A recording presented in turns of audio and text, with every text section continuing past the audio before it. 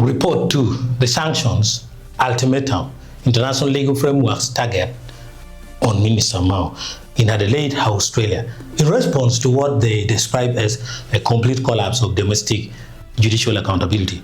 Australian legal group Equitable Law has issued a formal notice of intention to trigger sweeping international diplomatic and economic sanctions against Uganda's sitting Minister of Justice and Constitutional Affairs, the Honorable Norbert Mao, who is also MP.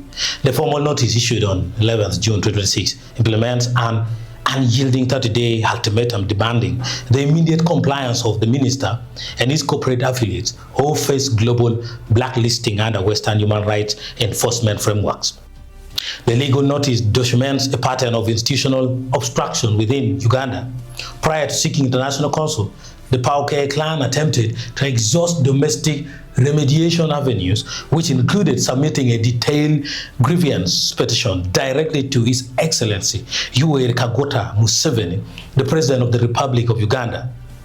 However, the law firm contends that all domestic legal inquiries, administrative petitions, and localized law enforcement interventions were systemically blocked and neutralized due to Mao's immense political influence and executive oversight as the nation's Minister of Justice and Constitutional Affairs.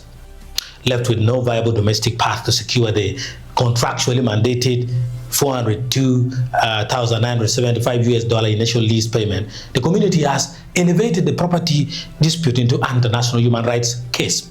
Equitable Law asserts that Minister Mao's ongoing role is withholding the clan's ancestral land payments, combined with subsequent forced displacement and economic starvation of vulnerable agrarian families, elevates the breach from a standard civil contract dispute to an egregious violation of international humanitarian law, severe public corruption, and crimes against humanity. Consequently, the firm is preparing a global pattern targeting the personal, political, and financial operations of the minister and his closest associates. The 30-day notice outlines specific, non-negotiable demands for redress. Minister Norbert Mao must completely cease all administrative obstruction and interference regarding the compensation tracking process. He must issue immediate formal instructions to the executives of Oriole Investment Holding Company Limited, that is a ATIAK Sugar factory, to fulfill their legal obligations under Clause 3 of the December 2025 agreement. The full outstanding initial installment of $402,975 must be successfully remitted to the designated clan amounts within the 30-day time frame. Should the minister fail to comply before the expiration of the 30-day deadline, Equitable Law will formally petition the Australian government to invoke its domestic Magnitsky legislation, legally codified as the Global Human Rights Accountability Act. The global petition will request the immediate implementation of targeted personal sanctions, including a comprehensive global freeze on all traceable financial assets, bank accounts, and real estate holdings belonging to Minister Mao and his immediate family members. It will further request strict international travel bans, preventing the minister and his relatives from entering Australian territory or using Western financial hubs. Crucially, the scope of the proposed sanctions is designed to expand across multiple jurisdictions. The firm will request the Australian Department of Foreign Affairs and Trade to coordinate directly with its global intelligence and strategic allies, specifically the United States of America, Great Britain, Canada, Germany, and the European Union, to activate parallel Magnitsky sanctions, creating a synchronized Western financial embargo. Furthermore, the petition seeks to extend these penalties directly to the ATIAK Sugar factory's corporate structure, demanding international economic restrictions against the entity itself and separate personal sanctions against each individual member of its corporate board of directors. Indicating the high-level diplomatic nature of the warning, copies of the notice have been formally served to major regional and global stakeholders. These include President Yoweri Kaguta Museveni, Jacob Maxons Oboth, Speaker of the Ugandan Parliament, Sam Mayanja, Attorney General of Uganda, Beatrice Akelo, Minister of State for Northern Uganda, that's Bitrus Akilakori, the Australian Minister for Foreign Affairs, and the head of mission at the United States Embassy in Kampala.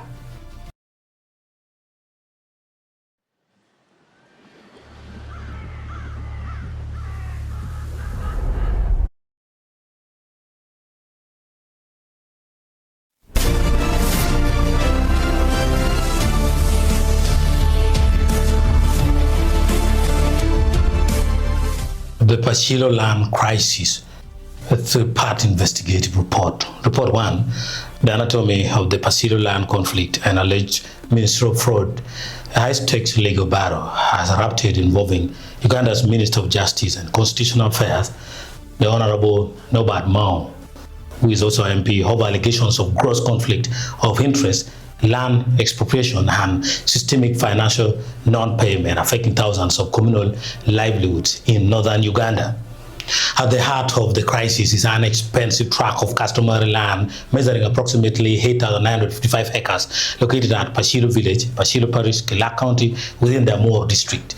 The land serves as the ancestral homestead and principal economic lifeline for the Pauke clan, held under traditional customary rules of intestacy spanning 6 generations, with the late Patriarch John Omayagik recorded as its last legal custodian.